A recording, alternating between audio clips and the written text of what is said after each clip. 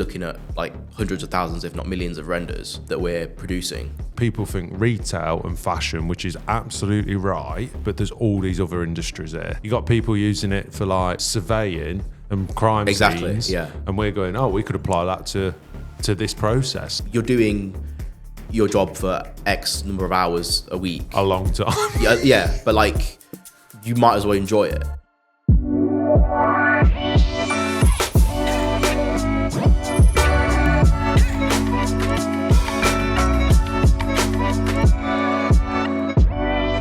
I initially wanted to get into modeling because of, or like doing 3D work in general, just because I wanted to go into the game industry. That originally was the plan, because big gamer myself, Nice. And I enjoyed like sort of creating. I had like ideas and what I wanted to be able to build and sort of develop my skill set and things like that. Like I wasn't 100% sure in terms of what exactly I wanted to go into, whether it's modeling, texturing, whether it was more the animation side of stuff. Yeah, there's a lot of different like VFX, for example. But I think the industry, like the more, because it was when I was studying at uni, the more I studied it and the more I sort of was looking into the industry, because I follow a lot of like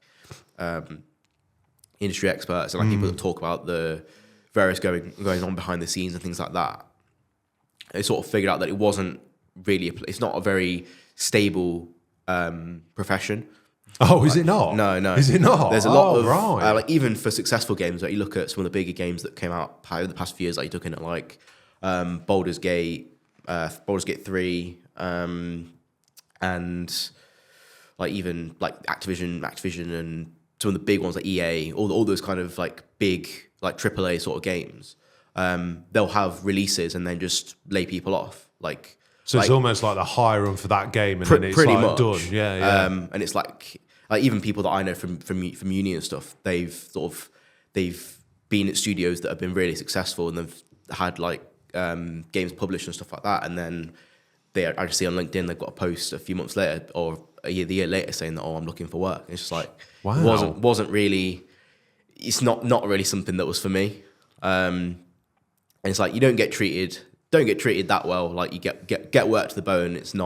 Wasn't for me, I think, but like I still enjoyed the process of making stuff and building things in the 3D. And like, so I think like there's a lot of room to grow going forward. There's a lot of different, especially with AI and whatever coming forward as well. There's a lot of new techniques and softwares and things like that are coming forward. So yeah, there's a lot of growth, which is ideally hope it's something I want to future-proof, obviously. But yeah. That's the plan anyway. So nice. Nice. Yeah. So that's how. So. But guess we best do an intro because that's really interesting. So some people listening might be like, "Well, what are we talking about?" But I guess so. You are a 3D modeler. Yeah. So you're a 3D modeler, and what area? So what area are you working in, Keiren? What's that? Is it like location-wise or like in terms of what department's that in? So it's image production. Yeah. So it's in phase 5. Yeah. So at the moment we're mainly upholstery at the moment, but we're looking at bringing in different areas. So we're looking at also room sets, lighting. I think like bathrooms, and they were looking at wanting some stuff done for them. So like I said, a lot of different areas of the business are looking at what we can do for them to sort of, it's cutting costs, but also producing good quality imagery and stuff like that for the website. And like I said, there's a lot of new advancements and stuff like that coming through. Yes, talk me through what that is, because I guess like even myself, like what is a 3D? Is that the best way of describing it? You're creating 3D models. Yeah, so like you'll start off with just like basic shapes, so like cubes, cylinders, basic shapes like that, and then you basically just build it up over time, sort of putting in edges, sort of pulling the shape in various ways, extending it, and sort of like twiddling around with it until you get up to a model. I mean, we recently, well, not recently, but last year we got like a 3D scanner. So from my understanding, it's like a LiDAR scanner. So LiDAR. So you've got one side which is like a normal camera. So it just takes pictures, and that's for getting the colors and the textures and stuff like that. and then you've got the other side, which is like it uses pulses of light to measure distance. Yes. And that basically builds up a model as you walk around whatever object it is. So I could literally do a model of like this table or a chair or something like that. Or I mean, we mainly use it on sofas and stuff like that at the moment. But yeah, it literally builds it up as you walk around it, and then you can use that mesh, the mesh that it makes in the 3D software. You got to do a little bit clean up and a bit of like post processing, but it's like the scanner that we have. It's pretty much like an industry leading scanner, like one of the first wireless ones that are actually available. Oh, really? To buy. And like then when we had the person that sold the scanner to the company, he said that there's so many different companies that have used them. So you're talking like Jaguar Land Rover, NASA. I've bought things from the Met Police. So like he said that they can use the scanning technology. Like I don't think it was that one specifically, but there was other ones that they can use that the same company produce. And they can, when looking at like crime scenes, stuff like that, they can map where like bullet trajectory and things like that have come from, so they can then recreate those environments and sort of figure out, for example, where a shooter was, or you know what I mean, those kind of things. Yeah. So. Wow. Yeah, because they're using LiDAR a lot. Because I was talking to, weirdly, I was like when we was talking to the team about the notes, and I saw the word LiDAR, I was like, oh. The thing I was looking at was the Amazon as well, because they use it over the Amazon to scan the forest to build up what was, because obviously it's like deforested, yeah, and they're looking and then they're finding all these buildings and stuff. And again, it's the same sort of technology, but used in a slightly different way, like you're saying. And you and the team are using that to then build these 3D models. With what's the outcome then? Like, what's the purpose? So at the moment we produce it's just renders. So there's many renders that we that we have to produce, because you've got every sort of different sofa range will have X number of quite a lot, right? Yeah, quite a lot of different shapes and fabrics. Yeah, exactly. So like you'll have, for example, I think the Stanford, which is the most popular range that we do, Nextstone, and I think it's got about over 20 different shapes for that particular range. So we'll have I think it's 3 or 4 images per shape. But then when you factor that in, because I think we'll have like an angled render, a close, a front, and then like a lifestyle thing as well. So we'll have those for those particular shapes, and then we'll have to factor that for all the different range sizes. So you got like chairs, small, medium, large, etc. And then you're getting that over however many different fabrics. So I don't know how many fabrics off the top of my head. There's a lot. But yeah. There is a lot. A lot. There's a lot. So when you're looking at those sort of numbers, like you're looking at like hundreds of thousands, if not millions of renders that we're producing.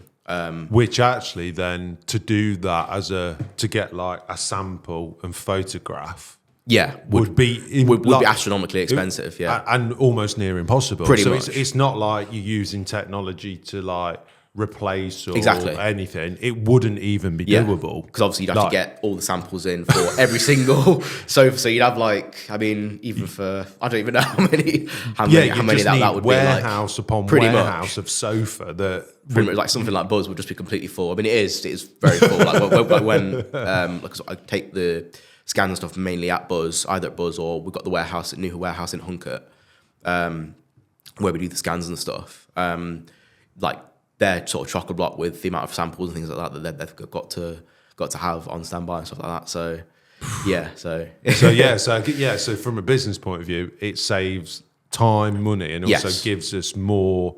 And when because I'm still getting my head around it myself. When you say 3D models as well, they then all live digitally, right? They're not actual. No, they're not actual models. They are 3D digital models. That then will go onto the website. Yes, right. So like we've got our sofa builder, so all the stuff we do is like made to order stuff. Got you. So like the idea is then the customer can literally just go through, pick, I like this sofa range, I want this size, has all the dimensions and all that information on there.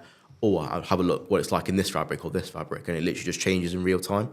On the website? On the website, yeah. And that's all from you and the team and everyone doing the scanning, the modeling, putting that together to put it on the website. Yeah. So then that customer can go, don't like that fabric, don't like that Pretty fabric. much, yeah. Yeah. Which saves, again, loads of time. Yes. In terms of like from obviously getting the physical samples of stuff like that. Yeah. Saves a lot of time. And it's like a lot of work. But like, is it hard to just do one model or? I think now that we've got like a bit more of a workflow in process, like our manager Neil, he's been able to automate quite a lot of the process and whatever that we use. In terms of we've had like a decent amount of investment into our sort of team, so we've been able to sort of get desktops and stuff to work from, because what we were using before wasn't really that great. Not powerful enough. Not really. Not for the amount of renders and things like that we need.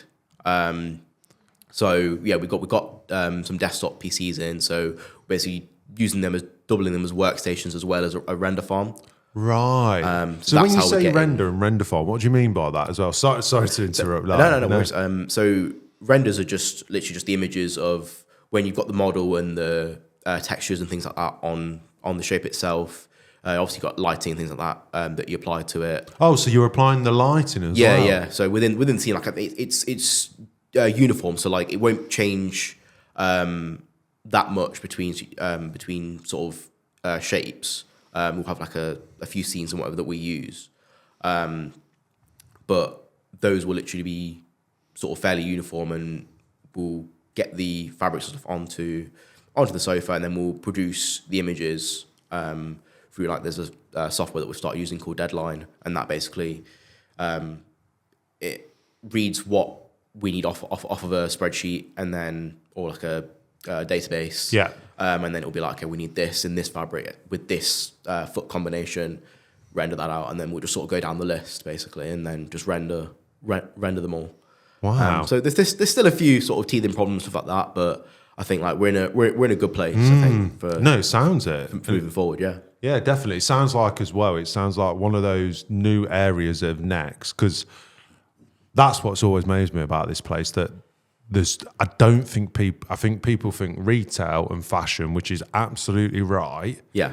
But there's all these other industries there. Yeah, absolutely. Like that just, and then you just find out of people like yourself that are like, effectively, this is like a new technology / new industry emerging. Yeah. That we've gone, well, we can use that for our sofa. Like you got people using it for like bloody surveying and crime scenes. Yeah. And we're going, oh, we could apply that to this process. Like I think that's what I love about it. It's innovating in a slightly different way, but it's so good. Yeah. I mean, even going back to like the scan, like the uses and things for that, like I can't remember. I spoke to somebody a few months back, and like she'd done the scans for like you're looking at like the big games like FIFA and whatever. She'd done scans of. I mean, it was a few years back, but they'd done scans of like Messi and Ronaldo, like meeting up with those kind of people and doing scans of their face for either adverts or for games or for whatever. It's just like it's quite a.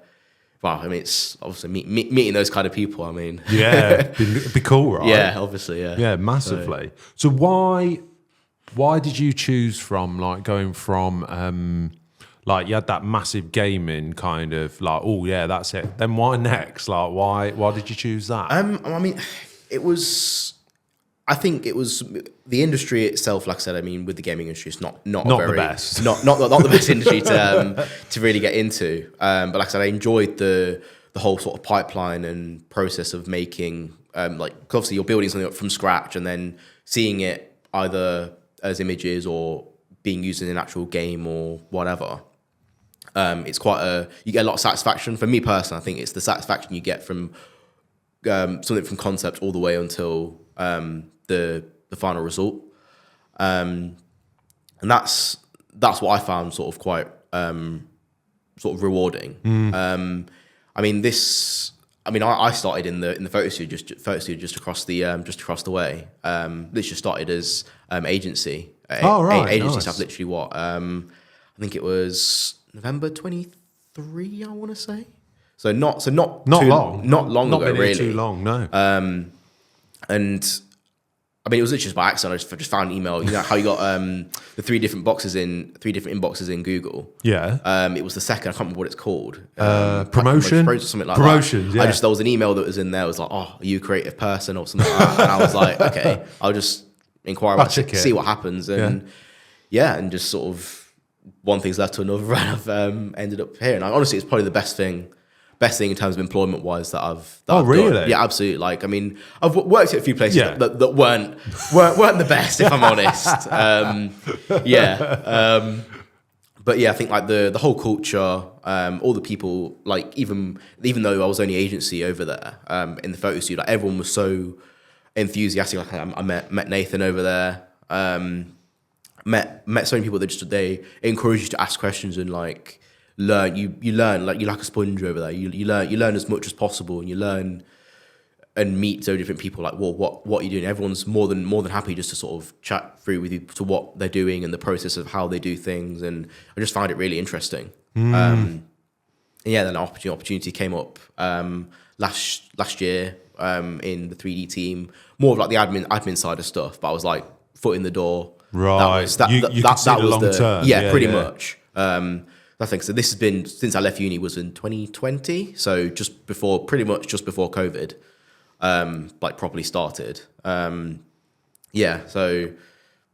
that was the process, really. No, it's really good. I mean, you pick out some really good points. It sounds like you got a quite curious mindset as well. Yeah. And also what's really good I'm hearing is like your ability to kind of go, oh right, actually this feels like the right path to go down here, and I'm going to go check it out as well. Is that something you've always had, or? Yeah, I think so. I think for me, I need to be sort of learning new things and sort of understanding new things, sort of figure out what I want to do. And I think like for me, I think the mindset I've always had is like you're doing your job for X number of hours a week. A long time. yeah, but like you might as well enjoy it. Yeah. You know what I mean? Like you're doing it for that long. You might as well sort of get the most out of it and enjoy it, and get the most out of it. So that's the kind of process that I've sort of just followed from when I was younger, to be honest. And now, what's probably the one thing you do enjoy most out of it all? I'd probably say the modelling is definitely is what I enjoy. But I think like even because there's areas of the pipeline that I've not done that I didn't get to study as much when I was at uni, like texturing. But I've had the opportunity to do that a lot more now. So like in terms of learning how to like build shaders and apply lighting and just like these other areas of the pipeline that I didn't really know much about. I've been able to learn. Like I mean.